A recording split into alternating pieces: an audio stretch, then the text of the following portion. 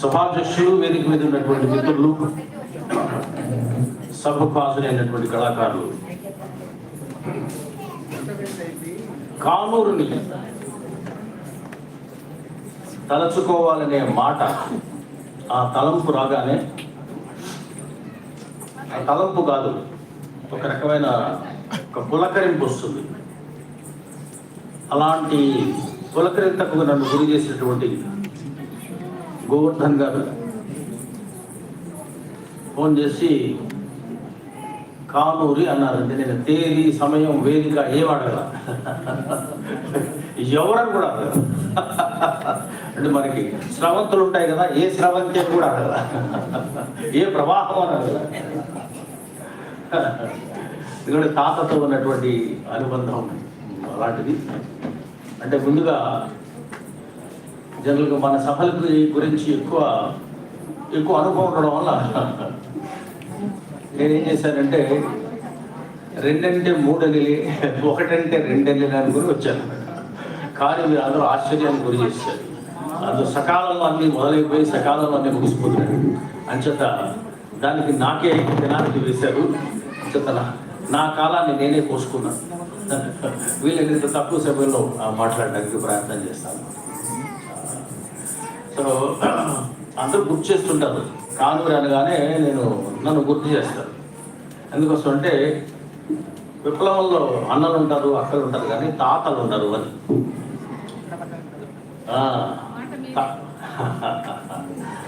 తాతలు ఎందుకు ఉండదు? ఆయన ముందు మాట రాయమన్నప్పుడు నేను రాశాను. తాతలు ఎందుకు ఉండరంటే, ముందుగా ఉండాలనుకున్న ఉద్యమంలో ఒక్కొక్కసారి నిర్బంధాలకు గురి చేసి ప్రభుత్వం అవసరం. అలాంటి అమరులు చాలా మంది ఉంటారు, మధ్యలోనే చనిపోతారు. అలా కాకుండా కొంత దూరం నడిచాక సర్కారు కాకపోతే సంసారం, సొంత అవసరం, సొంత సుఖము ఏదో మీద పడుతుంది. దాన్ని బయటకు వెళ్ళేటప్పుడు మనకి ఇందు నుంచి బయటకు వెళ్ళేటప్పుడు 3 కారణాలు ఉంటాయి. నాకు ఆ లైన్తో విభేదం ఉందంటే, ఏ లైన్లో ఉన్నావు అనుకుంటూ లైన్ తప్పడానికి లైన్ని ఉటెక్కిస్తుంటాను. అలా ఒక ఇన్యాక్టివ్ అయిపోయి మధ్యలోనే ఆగిపోతాను. కానీ కానూరు తాత దాదాపు ఎన్నేళ్ళు బతికాడో అన్నేళ్ళు ఈ ఎర్ర జెండాని మీద వేసుకునే బతికాడు. అదే జెండాని మీద వేసుకునే వెళ్ళిపోయాడు. తాత విలువాడు. తాకుంటేనా అని పొద్దు నుంచి సాయంత్రం వరకు గంట కనిపిస్తుంది. మీకు అనిపించదా? ఎందుకోసం అంటే చుట్టూ ఉండే, ఉదాహరణకి తాత ఉంటే ట్రంప్ మీద పాట వచ్చేది కదా, ట్రంప్ మెదడులో ఏముంది కదా, మురికుందా, బురదుందా, ఇసుకుందా, అరే మాగడ సౌరుందిరా అనేవాడు. ట్రంప్ బుర్ర లేకుండా సౌరు ఉంది, సౌరు వదిలే వరకు చేస్తాడు. సో మనకి నచ్చనివి ఎన్నో జరిగిపోతున్నాయి. అసలు ఇలా మాట్లాడుకునే స్వేచ్ఛ ముందు ఉంటుందో లేదో తెలియదు, పాట పాడే స్వేచ్ఛ ఉంటుందో తెలియదు. చాలా బాగుంది. ఇక్కడికి వచ్చినప్పుడు ఇక్కడ బెర్తోల్డ్ బ్రెక్ట్ అని చీకటి రోజులు ఏం రాస్తావరా అంటే చీకటి గురించే రాస్తామని పెట్టారు. అంతే కదా, ఏం రాయి కావాలి, చీకటి గురించే రాయాలి. ఇవన్నీ చీకటి రోజులే. వాడిని అరెస్ట్ చేయడం తప్పన్నామండి, వీడిని అరెస్ట్ చేయండి అంటారు. కాబట్టి ఇప్పుడు దాని మీద రాయాలి. ఓకే, ముందుగా అరుణోదయ సాంస్కృతిక సంస్థ తరఫున జరుపుతున్నారు. ఇవాళ తాతకి నాకు తెలిసి ఆయన స్వరపేటిక కాకుండా మరో 2 స్వరపేటిక ఒకటి మన నాగన్న, రెండు అరుణోదయ రామారావు. తాత తన గొంతులోంచి ఒకలా పలికితే వీళ్ళ గొంతులోంచి ఇంకోలా పలికేవాడు. నేను నాగన్న స్వరం వింటుంటే శరమండరాజు కవిత గుర్తొచ్చింది. ముంజేతిని ఖండించిన నా పిడికిటి కత్తి వదల, ముంజేతిని ఖండించిన నా పిడికిటి కత్తి వదల, ఉరితాటికి పాట నెప్పి పల్లవినై పాడిస్తా, ఉరితాటికి పాట నెప్పి పల్లవినై పాడిస్తా. నాగన్న పాడుతున్నాడు. అప్పటి స్వరం లేకపోవచ్చు, కానీ అంతకు మించినటువంటి తీవ్రత తన స్వరంలో ఉంది. అంతకు మించినటువంటి ఆర్ద్రత తన స్వరంలో ఉంది. నేను అలా చూస్తూనే ఉన్నాను. తెలియకుండా లోపల కళ్ళు చెమురుస్తున్నాయి, అనుకోకుండా కళ్ళు పిడికిళ్ళు బిగుస్తున్నాయి. ఇప్పుడు ఒక మాట చెబుతుంటాను. దేవుణ్ణి నిద్రలేపడానికి ఎంఎస్ సుబ్బలక్ష్మి సుప్రభాత గీతం పాడుతాడు, భజ గోవిందం గోవిందం. దేవుడు నిద్రలేస్తాడో లేదు తర్వాత విషయం, కానీ ఆమె గానానికి చాలామంది ముక్తులయ్యేవారు. తాతకు కూడా ఇష్టమే ఆయన పాట, ఆవిడ పాట. ఒకసారి ఆవిడ కచేరీ చేసి వెళ్ళిపోతుంది. అప్పుడు ఒక వృద్ధ రచయిత్రి, ఆవిడ కళ్ళు ఉండవు, ఆమె పేరు హెలెన్ కెల్లర్, ప్రపంచ ప్రసిద్ధ రచయిత్రి. అక్కడ కూర్చుని ఉంది. అంతవరకు తెలియదు తన పాట అంత పెద్దవాడు వినేసిందేమో. పిలిచి హెలెన్, నా కోసం ఒకసారి మరోసారి పాడ. ఆమె పాడుతున్నప్పుడు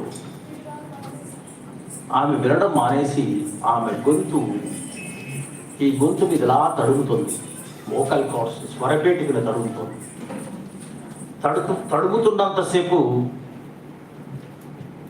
ఆమె కళ్ళలోంచి నీళ్లు కారుతూనే ఉన్నాయి. అప్పుడు అంది హెలెన్ కెల్లర్, అప్పుడు అంది మన సుబ్బలక్ష్మి, మేడం, నాకు ప్రపంచంలో చాలా సత్కారాలు జరిగాయి, కానీ అన్నిటికన్నా అత్యంత ఉత్కృష్టమైన సత్కారం ఇది. కాబట్టి ఇవాళ తాతకు మన నాగన్న పాడుతున్న పాటను మించిన నివాళి మరొకటి లేదు. అద్భుతమైన పాట.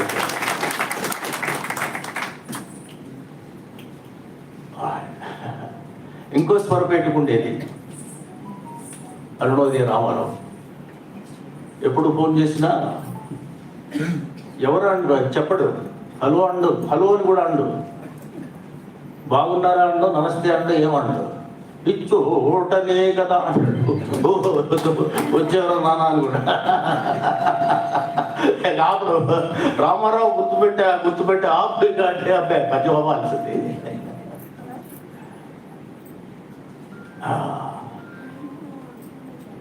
తాత బాగా చదువుకున్నాడు. చదువు 4తో ఆపేయచ్చు, కానీ 4 తరాల చదువు చదివి భాష. ఇవాళ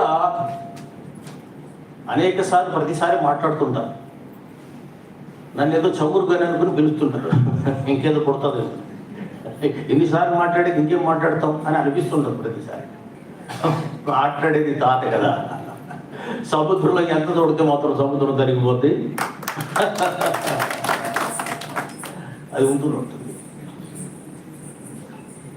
తాత అటు జానపదం సాహిత్యాన్ని, ఇటు సంప్రదాయ సాహిత్యాన్ని, ఇటు ఆధునిక సాహిత్యాన్ని 3 చదువుకున్న కళాకారుడు.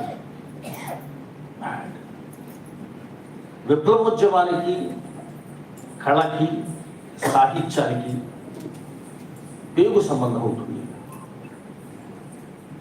లెనిన్కి బాగా ఇష్టడైనటువంటి కవి, రచయిత మాక్సిమ్ గోర్కీ. ఆయన రాసిన అమ్మ చదువుంటారు. పీడిఎస్యూలోను వాటిలో నుండి అప్పట్లో ఉద్యమంలోకి వచ్చిన కొత్తల్లో ఎవరైనా అమ్మ చదవకపోతే తాట తీసేవారు. మీకు ఎవరు బెత్తం పట్టుకున్నట్లు లేరు. గోర్కి తెలుగులో ఉండదు అమ్మ నవల, కాకికొచ్చం మీద ఉండేటువంటి నవల. ఆ నవలని స్టాన్స్లవిస్కీ అని ఆయన, అదేంటి సార్ ఇది మనం వాటన్నిటికీ వ్యతిరేకం కదా, మనం మధ్య వ్యతిరేకోద్యమం చేసి వచ్చినాడు, సార వ్యతిరేకోద్యమం చేయించినాడు, రావడమే విస్కీ అన్నారండి. స్టాన్స్లవిస్కీ అంటే విస్కీ కాదు, శ్రీశ్రీ కూడా అలాగ అనుకున్నట్టు. రష్యా వాళ్ళ పేర్లన్నీ అలాగే ఉంటాయి. స్టాన్స్లవిస్కీ, దోస్తోవ్స్కీ, మైకోవిస్కీ, లునాచరిస్కీ, చివరి స్కీ ఉంటుంది. శ్రీశ్రీ గారికి కొంచెం వేరే సరదాలు కూడా ఉంటాయి కదా. ఆయనకి వాళ్ళ చూడగా ఆయనకి ఏదో నోరూరి అదేంటి మన పేరు ఎలాగుంది, అందరి పేరు స్కీ ఉంటే అని అనుకుని, మాస్కో వెళ్ళే ఆస్కారం లేకపోయినా విస్కీ సేవిస్తూనే శ్రీస్కీనై బతకగలను శ్రీశ్రీ మువ్వా అన్నట్టు. నేను శ్రీశ్రీని కాదు, శ్రీస్కీ. ఎందుకు ఏమిటంటే ప్రపంచ నాటక రంగంలో ఇప్పటికీ నటనకు నిర్వచనం చెప్పినటువంటి ఇద్దరు ప్రముఖులు కూడా వామపక్ష ఉద్యమాన్ని నుంచి వచ్చిన వారు. ఒక ఆయన స్టాన్స్లవిస్కీ, మరొక ఆయన బెర్టోల్డ్ బ్రాక్ట్. ఆయన రష్యన్, ఈయన జర్మన్. స్టాన్స్లవిస్కీ అమ్మ నవలని నాటకంగా వేస్తే అందులో ఈ మహారచయితకి ఒక చిన్న పాత్ర కూడా వచ్చింది. అంటే సాహిత్యం, కళలు అలా ఉండేవి. ఇలా వచ్చినప్పుడల్లా చిన్న బెంగ ఉండేది. అరుణోదయ తరఫునే చేస్తుంటాం. తాత ఉండేటప్పుడు మాకు ఒక రచయితల సంఘం కూడా ఉండేది, ప్రజా రచయితల సమాఖ్య. అందులో తాత కూడా హాజరయ్యేవాడు. తాత ఇన్ని నాటకాలు రాసినటువంటి ఇంత పెద్ద ఆయన చేత, గోర్కీ చేత చిన్న వేషం వేయించాడు కదా స్టాన్స్లవిస్కీ, అంత పెద్ద మహారచయిత చేత. నేను కూడా తాత చేత నా నాటకంలో ఒక వేషం వేయించాను. పద్యకవి, ఒక్కొక్క యుగంలో ఒక కవి వస్తాడు. పద్యకవి, గేయకవి, వచన కవి. పద్యకవి వచ్చి పాట వీధి నాటకం అనమాట. 2 పద్యాలు పాడి వెళ్ళిపోతాడు అనమాట. తాత కదా పద్యం పట్టుకున్నాడు, పద్యం తర్వాత పద్యం అవుతున్నాడు, నాటకం వదలట్లేదు వేది. అప్పుడు ఒక మనవాడు లాంటి వచన కవిని పట్టుకుని తాతను ఎత్తుకుని తీసుకొచ్చేశాడు.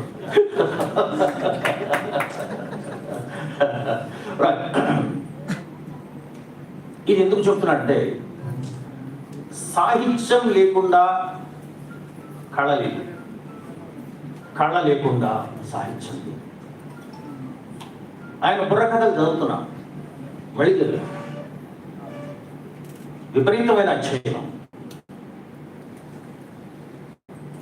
అది ఝాన్సీ లక్ష్మీబాయి గురించి రాసిన, భగత్ సింగ్ గురించి రాసిన,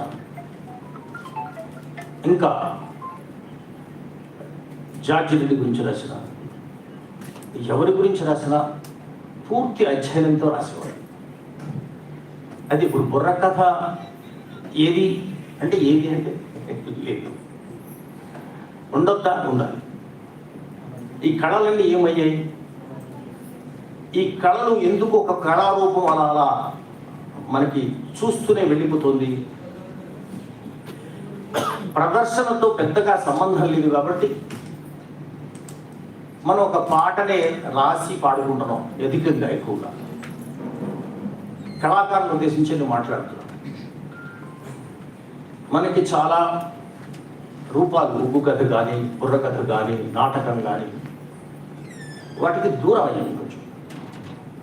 అలానే ఆధునికంగా వచ్చినటువంటి సాంకేతిక పరంగా వచ్చిన మార్పుతో మనం స్వీకరించగలిగామా అంటే, సినిమా కావచ్చు, షార్ట్ ఫిల్మ్ కావచ్చు, లేదా డిజిటల్ మీడియాలో ఉపయోగించుకునేటువంటి చిన్న షార్ట్స్ కావచ్చు, రీల్స్ కావచ్చు, వీటిల్లోకి ఏమన్నా ప్రజా కళలు, విప్లవ కళలు వెళ్ళాయా? లేవు. మరి వాటిలోకి ఎవరు వచ్చేస్తున్నారు కదా? పూర్వం ఎప్పుడు బాలగంగాధర తిలక్ అన్నాడు, గాంధీ గారి దేశంలో గజానికి ఒక గాంధారి పుత్రుడు ఉన్నాడు. గాంధారి పుత్రుడు అంటే ఎవడు? కౌరవుడు. దుశ్శాసన, దుర్యోధనులు. వాళ్ళంతా దుశ్శాసన అంటే వాళ్ళు అత్యాచారాలు అవి చేసేవాళ్ళు ఉన్నారు. ఇప్పుడు అలా అనడానికి వీల్లేదు. గాంధీ గారి దేశాల్లో గజానికి ఒక గాడ్సే ఉన్నాడు. గజానికి ఒక గాడ్సే ఉన్నాడు కదా. కానీ ఈ గాడ్సే వారసులే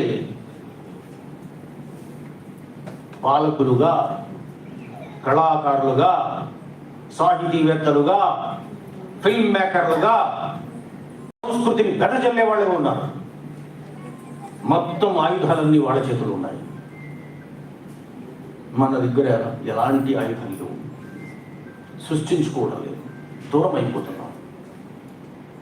కారణం ఏంటంటే మనకి ఎంత పిల్లని గ్రోవి అయినా దాంట్లోకి ఊపిరి వెళితే తప్ప, అది ఎన్ని గాయాలు కూరైనా, ఎన్ని చిల్లులు పడ్డా దాంట్లోకి ఊపిరి వెళితే తప్ప అది స్వరం కాదు. అందులోకి అక్షరం వెళితే తప్ప అది స్వరం కాదు. అందులోకి సాహిత్యం వెళితే తప్ప అది చేయదు. గురజాడ మీద రాసినప్పుడు తాత మహోదయం గురజాడని పూర్తిగా అర్థం చేసుకోవడం. గురజాడ అప్పారావు కన్యాశుల్కం మించినటువంటి దురాచారం వచ్చేసి ఇవాళ.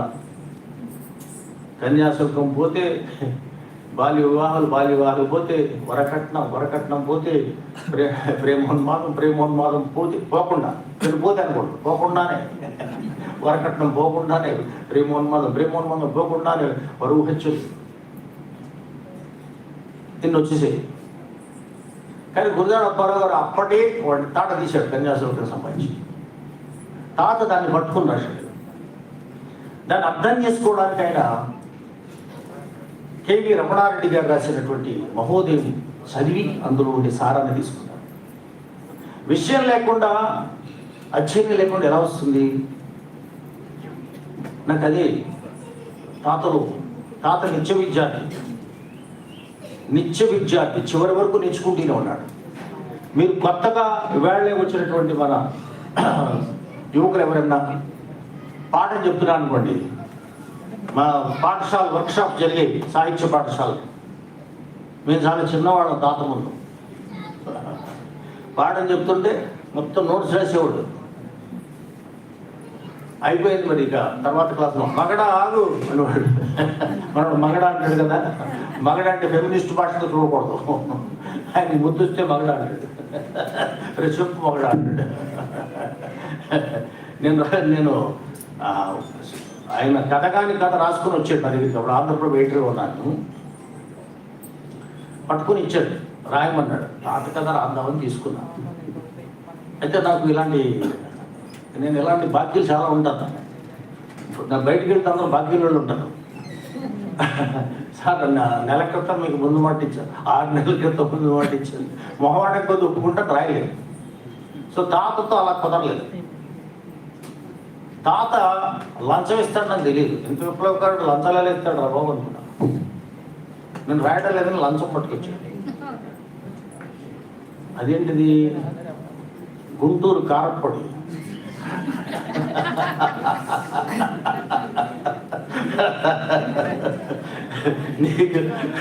నీకు కోపం వచ్చి రాస్తామని పట్టుకొచ్చారు. వాడు అంత అన్నాక వాడు రాయకుండా ఉన్నాయి కదా. ఇవాళ మామూలు సాహిత్యమే కష్టపడి, మనకి చీకటి రోజుల్లో సాహిత్యం ఎలా రాసుకోవాలి, చీకటి పాట ఎలా రాయాలి, అది తాతకు తెలుసు. తాత నిండా వ్యంగ్యమే. బహుశా తాతకి నాకు సామాన్యమైన లక్షణం ఏంటంటే అదే. అప్పుడు నిజంగానే ఆ పాట తెలుగుదేశం పార్టీ వచ్చిన కొత్తలో రామారావు గారి మీద చాలా హోప్స్ ఉండేవి కదా. వచ్చిన తర్వాత ఆయన కూడా ఈ పాల్గొడే కదా. ఎంత ఉన్నా కూడా సినిమాలు వేరు, ఆయన జీవితం కదా, రాజకీయ జీవితం. అందులో ఎక్కడికి వెళ్ళినా ఆయన వెళ్ళేటప్పుడు చెయ్యి కొట్టు తెలుగు కూడా గతమింతో ఘనకీర్తి కల కూడా అని పాడుతుంటే తాత ప్యారడీ చాలా సులువుగా చేసేస్తాడు. ఫ్యాన్ అంటే దాన్ని అనుకరించను. అప్పుడు తాతకు మండినట్టుంది.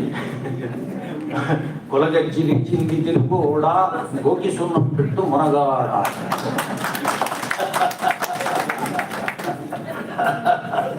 కాబట్టి ఎట్లుండాలా? ధైర్యం ఉండాలి.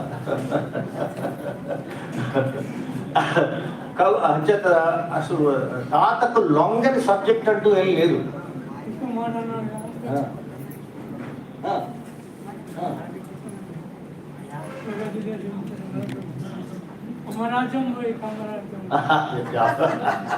ఇంక మరీ నేరుగా ఉందని గుర్తొచ్చింది నాకు. అని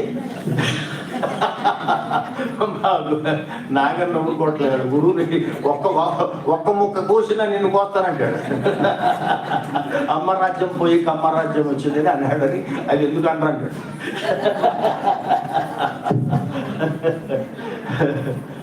అట్లా ఆయన అంటే దాని అర్థం ఆయన వర్గాన్నే కాదు కులాన్ని కూడా ఇలా గడ్డి పోసులు తీసి అవతల పారేశాడు.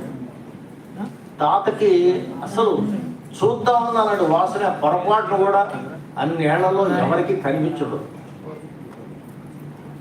సో ఒక్కొక్కసారి మా ఇంటికి వచ్చేవాడు. వచ్చి మామూలుగా మనం ఎక్కడ ఏ నివాసంలో ఉంటున్నామో అది ఆయనకు అనవసరం. ఆయన ఉండాల్సిన పద్ధతుల్లోనే ఉంటాడు. ఆయన ఎంత పెద్ద భవంతులు పెట్టినా సరే ఒక చిన్న మడత మంచం తీసుకొచ్చి వాకిట్లో వేస్తానంటాడు. వాకిళ్ళు తాత అన్నా కూడా వేస్తాడు. ఒకసారి నాకు సర్జరీ చేశాను రాజమహేంద్రలో. మళ్ళీ తాతకి ఎవరు చెప్పారో చెప్పాడు. ఆపరేషన్ చేసిన తర్వాత నెక్స్ట్ అంతకుముందు రోజే ఒక రూమ్లో పెట్టారు. రూమ్లో ఉన్నాను. తాత వచ్చేసాడు. నవ్వుతుంది మామూలు. ఇది సరే కానీ దీన్ని ఎంత వచ్చుకుంటారు రోజుకి అన్నాడు. అప్పట్లో ఇది ఎక్కువ. రోజుకి 200 తాత అంటే అప్పుడు నా జీతమే 1800. ఊహించుకోండి, 200 అంటే ఎక్కువే. లే అంటాడు. నేను ఆటో మాట్లాడితే ఇంటికి వెళ్ళిపోదా అంటాడు. అని ఎవరిది హాస్పిటల్ అంటే ఆయన ఒకప్పుడు మాజీ కమ్యూనిస్టులే తాత అన్నాడు. అందుకే గాడిద ఎంత జాబ్ చేశాడు.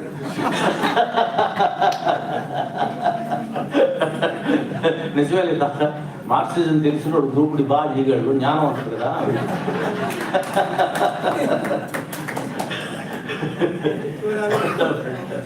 సో కాబట్టి అది బాగా అంటించడంలో చాలా ఇంకా ముందు వెనక చూడకుండా ఉంటాడు అనమాట. సో ఇక అంటే బహుశా తాతగారు అమ్మాయి ఇక్కడ ఉన్నారు. అనేక సార్లు తాత గురించి చెప్తుంటే నేను ఆవిడ వింటుంటే చాలా ఆసక్తిగా వింటుండేవాడిని. చిన్నప్పుడు ఆవిడకి వాళ్ళకి ఆడపిల్లలను పెంచిన తీరు కానీ, సో వాళ్ళని మెరికల్లాగా తిరుగుబాటు చేసే వాళ్ళు ఎలా పెంచారు, తిరుగుబాటు వాళ్ళు ఎలా పెంచారు అంటే మనకి ఒక రకంగా ఒక విప్లవ సాహిత్యానికి, ఉద్యమ సాహిత్యానికి ఆయన శాశ్వత చిహ్నం అలా ఉంటాడు. కాబట్టి ఆయన నుంచి మనం ఏం తీసుకుంటాం, ఎప్పటికీ ఏం తీసుకుంటాం అనిపిస్తుంది. కేవలం ఉత్త కళనే ముందుకు తీసుకుపోదామా, సాహిత్యాన్ని కూడా తీసుకుంటాం. అప్పుడప్పుడు అనిపిస్తుంటుంది. చాలాసార్లు చెప్పాను. అప్పుడు 2 ఉద్యమాలు వచ్చాయి. ఒకటిది అసలు ఉద్యమం, 2 ఉద్యమం కాని ఉద్యమం. అంతే కదా. అసలు ఉద్యమం తెలంగాణ ఉద్యమం, ఉద్యమం కాని ఉద్యమం సమైక్యాంధ్ర ఉద్యమం. ఎంత కాని ఉద్యమైనా దాని పేరు మీద ఉద్యమంతో తిరిగారు కదా. అప్పుడు నేను చూసేవాడిని. ఇక్కడ ఈ తెలంగాణ ఉద్యమంలో ఎవరిని అడిగినా ఇట్లా మనిషిని ఇట్లా మీటితే పాట వచ్చేది, మనిషిని మీటితే పాట వచ్చేది, ఇట్లా అంటే పాట వచ్చేది. అక్కడ ప్రొఫెసర్ అయినా పాడేవాడు, పిహెచ్డీ చేసిన వాడైనా పాడేవాడు, ఎవడైనా పాడేవాడు ఇక్కడ క్యాంపస్లో. ఆంధ్ర ప్రాంతం పోయేసరికి పెద్ద ఉద్యమం, వాళ్ళంతా స్పాన్సర్షిప్ మామూలుగా కాదు దానికి. అసలు దానికి మించింది ఏముంటుంది, పెట్టుబడి పతాక స్థాయిలో ఉంటుంది. అయినా పాట పాడేవాడు పడవేడు. ఒక ఆయన ఎవరో కంజీరు పట్టుకుని ఒక ఆయన రండే, అతను మాత్రం అతను పట్టుకుని గజగజమని గజల్స్ కావాలి గజగజల్స్ తప్ప ఇంకెవరు ఉండేవారు. ఏమిటి తేడా ఎందుకు లేదు అంటే ఇది మామూలుగా కేవలం నవ్వుకోవడానికి కాదు. కళ అనేక రకాల రూపాంతరం చెందుతుంది. వాళ్ళు అక్కడ ముదిరిపోయారు. ఎప్పుడు ఒగ్గు కథ, జమ్ముకల కథ, బుర్ర కథ, నాటకం దాటి సినిమాకు వచ్చి సినిమాలు దాటి కూడా వెళ్ళిపోయే స్థితికి వచ్చారు. మనది వ్యవసాయ సమాజం ఇంకా ప్రధానంగా ఉంది. సో పాట దగ్గర పాటతో పాటుగా ఇక్కడ ప్రతి కళకి కూడా ఇట్టే రెస్పాండ్ అవుతారు. ఓ పాత కళ తీసి ఓ పాట పెట్టి మీద దాని చుట్టూ పిచ్చి కథ కాకి కథ వెళ్ళాడు సినిమా కదా. ఓ కాకమ్మ కథ వెళ్ళాడు. ఇప్పుడు చచ్చిపోతాడు మీద ఎవడు పెండం పెడతారు అది మొట్టదు అంతే కదా సినిమా పేరు. ఏ అనవసరం అదే బలమో బలహీనమో నాకు తెలియదు. కానీ అందులో ఆ సినిమా ఎందుకు బాగుంటుంది? కళాకారులు కాబట్టి ఇంత గొప్ప కళాకారులు మన దగ్గర ఉన్నారు. మన యశ్పాల్ తత్వాలు పాడేవాడు. మనం ఏదో తత్వాన్ని ఏదో స్థాయికి తీసుకుపోతాడు అనుకున్నాం. మరి ఈ మధ్య ఏ తత్వంలో ఉన్నాడో నేను పూర్తిగా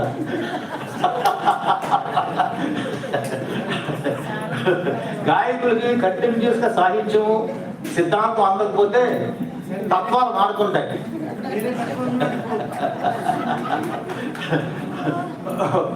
కొందరు అంటే ప్రకృతిని చూసి పలికిస్తారు, ఇంకొందరు దాన్ని పలికిస్తుంటారు. సో కాబట్టి తప్పు వారిది కాదు.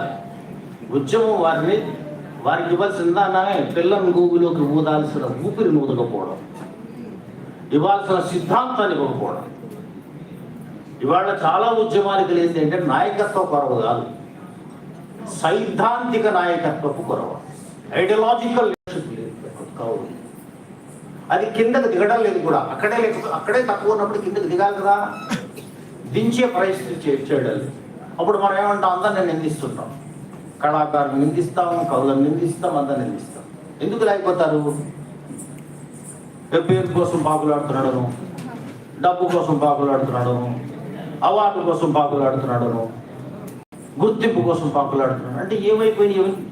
ఇవి పెద్దవైపోయినాయి అంటే ఏవో చిన్నవైపోయాయి అన్నమాట. అంతే కదా, ఏవేవో చిన్నవైపోయాయి. ఆ చిన్నవి కాకుండా ఉండాలంటే నేను ఇవాళ ఈ సభాముఖంగా ఇక్కడుండే పెద్దలకి ఒక ప్రతిపాదన చేయదలుచుకున్నాను. జనరల్ చేయి నేను రచయితల సంఘం, ఉద్యమ రచయితల సంఘాలు గట్టివి లేవు. ప్రధానంగా విప్లవోద్యమ సాహిత్య సంఘాలు లేవు. ఇప్పుడు ఉండాల్సిన అవసరం ఉంది. అది కళకి సాహిత్యానికి వేర్వేరుగా ఉండాల్సిన అవసరం లేదు. అరుణోదయ సాంస్కృతిక సమాఖ్యలోనే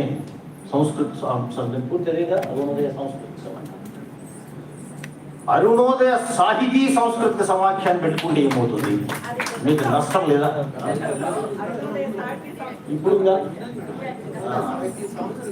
ఇప్పుడు మళ్ళీ పోయిన దాన్ని మీరు అలా పోయిన స్రవంతులను కలుపుకునే దాంట్లో ఉన్నారు కాబట్టి మీరు పెద్ద వాటినే కలుపుకుంటున్నారు. ఇదంతా మీకు మీ పెద్దలకు చెప్పండి. మీ పెద్దలు కూడా నా మిత్రులే కాబట్టి తప్పనిసరిగా చెప్పండి. ఖచ్చితంగా ఇది ఉండాలి. లేకపోతే ఎదుర్కోలేరు, శత్రువుని ఎదుర్కోలేరు, మన కళాకారులను కాపాడుకోలేరు. దశవంతి తాతలాగా చివరి వరకు కూడా ఎత్తిన జెండా దించకుండా ఉండడం చిన్న విషయమా? అది శ్రీశ్రీ అన్నాడు కానీ శ్రీశ్రీయే చివరకు నిలిచాడు మన సందేహం ఉండదు. ఎగరేసిన ఎర్రని జెండా కలకత్తా కాళిక నాలుక కావాలో ఈ నవకవనానికి అన్న. ఇప్పుడు ఆ పేరంటేనే బూతుమాట అయిపోయింది, తిట్టయింది. ఆ ఒక్క మాటని సార్లు మీరు కేసు పెడతాను కదా. రేపు పొద్దున్న ఎర్రసాలువ కప్పుకి వెళ్ళి లోపలికి చేస్తారు.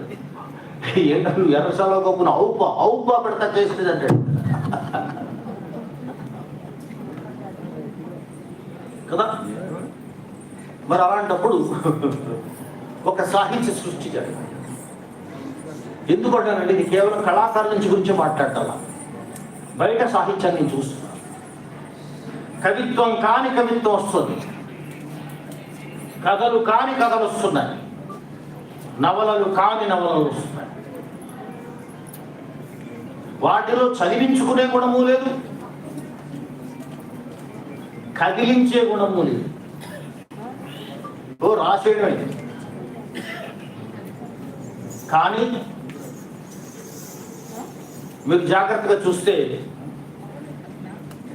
మీకు అనవసరం అని అనిపించవచ్చేమోగా. విప్లవ సాహిత్యం తర్వాత వచ్చిన స్త్రీవాద సాహిత్యం, మైనారిటీ సాహిత్యం, దళిత సాహిత్యం, తెలంగాణ అస్తిత్వవాద సాహిత్యం, వీటన్నిటిలో చూస్తే వీటిని ముందు నుండి నడిపించిన వాళ్ళు ఒకప్పటి ఏదో సాహిత్య సంస్థ, విప్లవ సాహిత్య సంస్థలో కీలక పాత్ర వహించిన వారే. అది ఖాదర్ మొహిద్దీన్ కావచ్చు, విమల కావచ్చు, నేను కావచ్చు, మరొకడు కావచ్చు. ఈ ఉద్యమం నుంచి వచ్చిన వాడు కాబట్టి అధ్యయనం చేసిన వాడు. అందుచేత నా మనవి ఏమిటంటే ఈ కళల్ని మళ్ళీ తిరిగి బతికించాలి. అప్పుడు కళాకారుడు చనిపోడు. కళాకారుడు ఎప్పుడు అలా ఉంటాడు. ఒక భ్రష్ట లాంటి ఆయన స్టాన్స్లవిస్కీ అని ఆయన జీవిత చరిత్ర రాస్తాడు. ఆయన స్వీయ చరిత్రలో మీరందరూ కళాకారులు అంతో ఎంతో మంచి నటులు ఉంటారు కదా. మీరందరూ ఆర్టిస్టులే. పాట పాడుకునే మొత్తం ముఖంగా అన్ని చూపించేస్తారు. కావాలి, అభినయం కావాలి. ఆయన ప్రపంచ నాటకకర్త. ఆయన చిన్నప్పుడు గురించి రాస్తూ ఎప్పుడు ఒక నాటకం చూసేవాడు. నాటకశాలకు వెళ్ళేవాడు, నాటకాలు చూస్తుండేవాడు. ఆ నాటకంలో ఒక ఆవిడ వేస్తూ అక్కడే ముసలావిడ అయిపోయింది. ఆవిడ ఆసుపత్రిలో పెడతారు. ఆవిడ లేకుండా సమయం అయిందా కూర్చు ముగింపుకి వచ్చాను కూడా. ఆవిడ లేకుండా నాటకం ఉండేది కాదు అనమాట. కానీ ఆవిడ చాలా కాలం నుంచి ఆవిడ రావడం లేదు. చిన్నాడు కదా, కనుక్కున్నాడు ఆవిడ ఎక్కడుంది. ఆవిడ జబ్బు చేసింది, ఆసుపత్రిలో పెట్టారు. భయంగా చిన్న పూల సజ్జ కొనుక్కుని, ఒక బొకే కొనుక్కుని ఆవిడ చూడటానికి వెళ్ళాడు. ఆవిడ పలానా వార్డులో ఉందంటే వెళ్ళాడు అనమాట. శుష్కించి శల్యమైపోయి ఉన్నటువంటి శరీరం, ఒక యంగ్ డాక్టర్ వచ్చి ఆవిడ్ని పరీక్షించి వెళ్ళిపోయాడు. అప్పుడు అన్నాడు, ఏం బాబు అంటే, నేను మీ అభిమానిని, మనం చూడటానికి వచ్చా మేడం అని. చెప్పు నాయనా, మీరు ఇలా ఉండి క్షీణించిపోయి మరణించినా నాకు దుఃఖం రాదండి. ఆ మొక్క చెప్పడానికి వచ్చా కాదు, మీరు మరణించినా పర్వాలేదు కానీ జీవించి ఉండి నటించకపోతే నేను భరించలేకపోతున్నాను. అప్పుడు ఆమె ఏం మాట్లాడకుండా, ఇప్పుడు ఇలా వెళ్ళాడే ఈ కుర్ర డాక్టర్, వీడు చాలా చిలిపి. అలాగే మేడం, వాడు ముందు నా పై వస్త్రం తీయమన్నాడు, తన కింద వస్త్రం తీయమన్నాడు అని వాడు ఎలా తీయమన్నాడో చెబుతుంటే ఆమె నగ్నత్వాన్ని ఊహించుకోలేకపోయింది. పోయాడు. మేడం దండం పెడతా, చెప్పకండి. ఇప్పుడు నమ్ముతావా నేను నటించగలనని? నమ్ము. An artist will never die. కదా, ఇప్పుడు చూశారు కదా, నాగన్న పాట పాట జీవిస్తుంది, ఆయన స్వరము జీవిస్తుంది, నిత్య చైతన్యవంతంగా ఉంటుంది. ఇలాంటి వాళ్ళ అనుభవాలు ఉండగానే రంగస్థలాన్ని చక్కదిద్దుకోవాలి. అట్లాగే సాంస్కృతిక సంస్థలు చక్కదిద్దుకోవాలి. కాబట్టి ఈ సాహిత్య సంస్కృతుల సమ్మేళనం తప్పనిసరి అవసరం అవుతుంది. సృష్టి జరగాలి. అద్భుతమైన పాటలు మాత్రమే కాదు, ఒకప్పుడు వీధి నాటకాలు కూడా వేసే, మళ్ళీ తిరిగి వాటి అవసరం ఏర్పడింది. వాటిని వీధిలోనే ప్రదర్శించక్కర్లా. మనందరూ ఈ చిన్న మొబైల్లోకి వచ్చే కదా, ఈ చిన్ని స్మాల్ స్కిట్స్ కూడా నిర్వహించు. అంచేత ఒక విశాలమైన దృక్పథంతో ఈ సంస్థ నడిస్తే అది మనం తాతకిచ్చేటువంటి ఘనమైన నివాళి అవుతుందని, అట్లాగే తాత రచనల మీద కూడా వర్క్షాప్ సెమినార్స్ జరగాలి, సదస్సులు జరగాలి. ఒక బుర్ర కథ మీద ఒకటి, పాట మీద ఒకటి, ఆయన భిన్న ప్రక్రియల మీద సదస్సులు జరగాలి. జరిగి అప్పుడేమవుతుంది, దాని నుంచి నేర్చుకునేటువంటి చాలా ఉంటుంది. తాత మేమంటాం, ఒక న్యూస్ పేపర్లో పైన రాసేటువంటి హెడ్లైన్ ఏమంటామంటే పతాక శీర్షిక అంటాం. తాత ఈ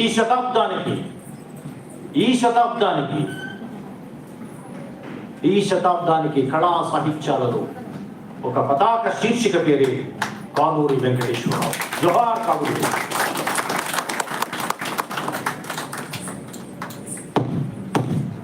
అన్నకు